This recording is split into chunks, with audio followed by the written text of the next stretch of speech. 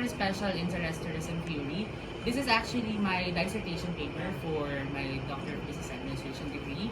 And I want to showcase the results of my findings and also the output that I would like to propose, which is the special interest tourism theory. So to start things off, I would just want to at least have a rehash on the context of tourism.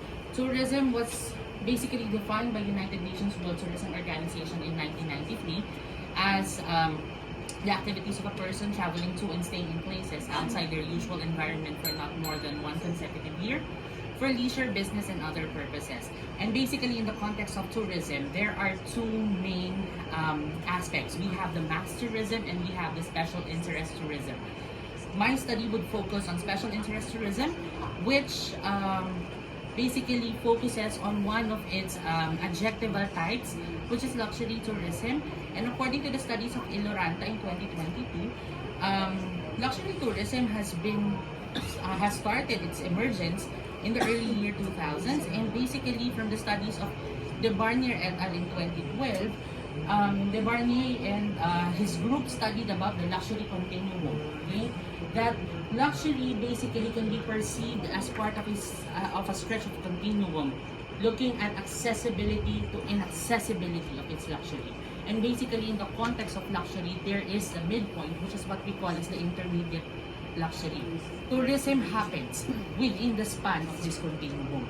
And the researcher would like to understand the context of tourism, Philippine luxury tourism, and its viability here in our country and also in Southeast Asia. Because looking at the context of the research, I have seen three major research gaps. Number one, there is no attempt in the area of consolidation of the definition of luxury tourism that has been done by our research contemporaries. Second, there is a need to understand luxury tourism influences motivation and purchase behavior as part of consumer studies of luxury tourism. And number three, there is a need to unveil also the factors that contributes in the luxury tourism influences motivation and purchase behavior as well. So with that in mind, as the research progressed, I have highlighted multiple theoretical frameworks that I have utilized, because I just want to highlight everyone that I know I only have 10 minutes. This is a 4-stage research. I hope I can get 40 minutes of your time to present this, but I only have 10 minutes. So for stage 1, I have utilized the PRISMA, which is PRISMA 2020. That's basically a reporting guideline used in the medical field. I have tried to modify this and adapt this in the study of social sciences and also particularly for tourism. Stage 2 focuses on 3 main theories such as the CLD 6 principles of influence, the self-determination theory, and the customer journey mapping. Stage 3 focuses on the conceptual role of the travel intermediaries from the study of Wong and Lee in 2012. And the stage 4 is basically the development of my own theory, known as the Polycarpio Special Interest Tourism Theory, which I will be presenting later as part of my talk. In terms of the research conceptual framework, stage 1 have utilized systematic literature review using PRISMA model. Stage 2 will be a quantitative phase. Stage 3 will be a qualitative phase on the contributing factors of luxury tourism. And stage 4 is on the development of the special interest tourism theory. For my methodology, I have utilized a multi-stage descriptive sequential mixed research design. Okay, and for my sampling techniques, I utilize purposive convenience and sampling for stage 2 and stage 3.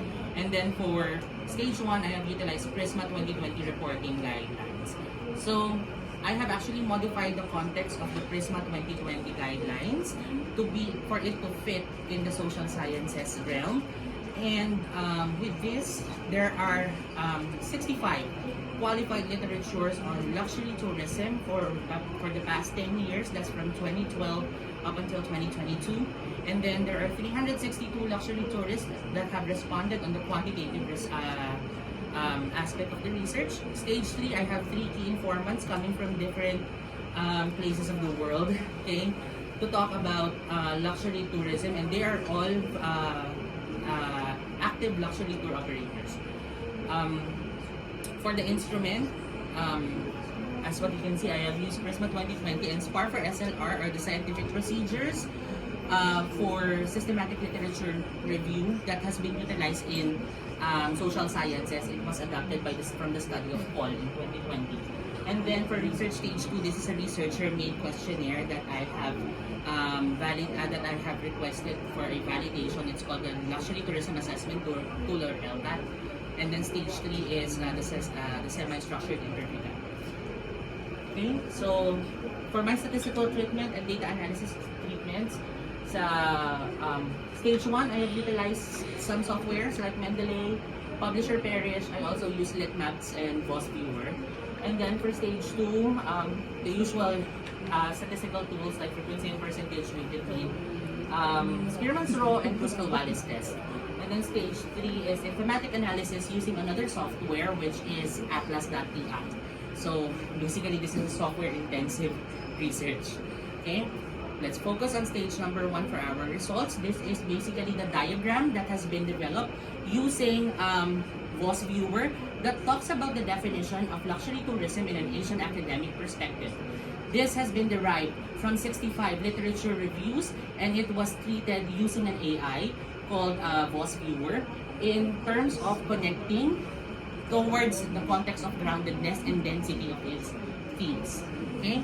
So on the findings of this study, basically, I have concluded, or the researcher have concluded, that luxury tourism can be defined as an emerging form of special interest tourism that is growing in popularity in the recent decades and is focused on the phenomenon of traveling to and staying in luxury establishments that are deemed effective in the emotional state of the tourist, bringing in exemplary value, higher tiered products and services, and creating a long-term brand recollection and loyalty to its guests.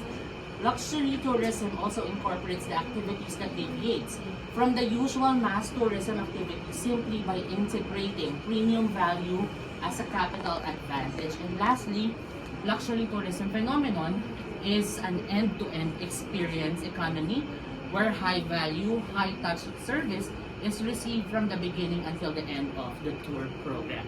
So that basically concludes research number 1. Research stage 2 is actually the quantitative aspect of the study.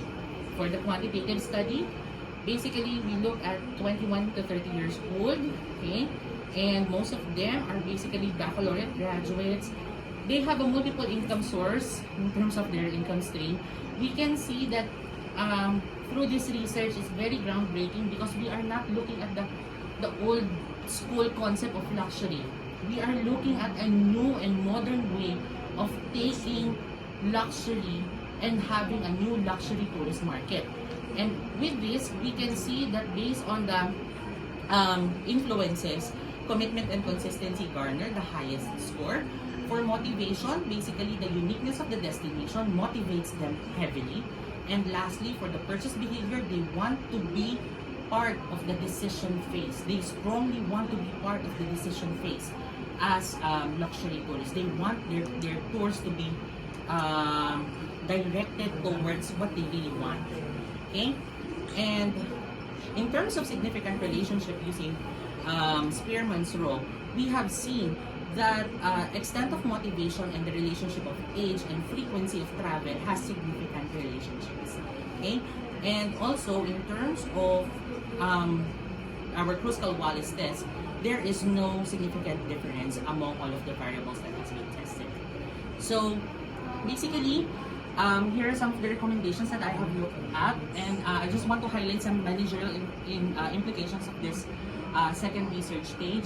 Luxury tour operators should strengthen their professional and detail-oriented practices in handling luxury tourists, which may be done in incorporating customer service masterclass for luxury tour program managers, which is lacking here in our country, and also a strong quality assurance for tour operators.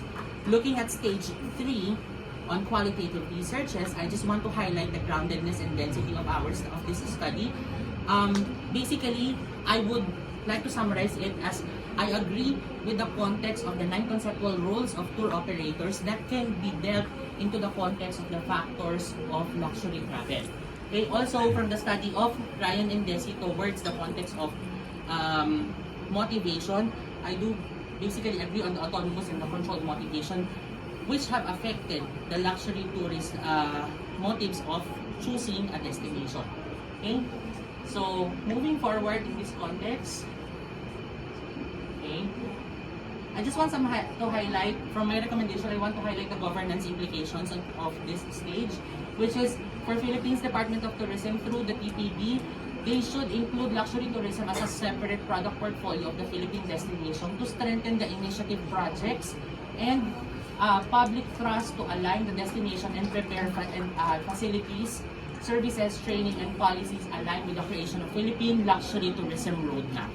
And looking at all of the studies, the stages that I have done, here is the output of my study. This is what we call as, I would like to introduce to everyone, the Polycarpus Special Interest Tourism Theory.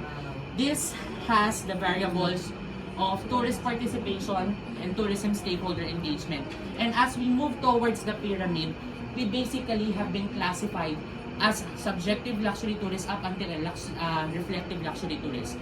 I postulate that the lesser the participants of luxury tourism may be, the higher the level of engagements between tourism stakeholders and tourists. Thus, reflective luxury tourism exists when luxury tourists are more engaged with the destination stakeholders and travel providers.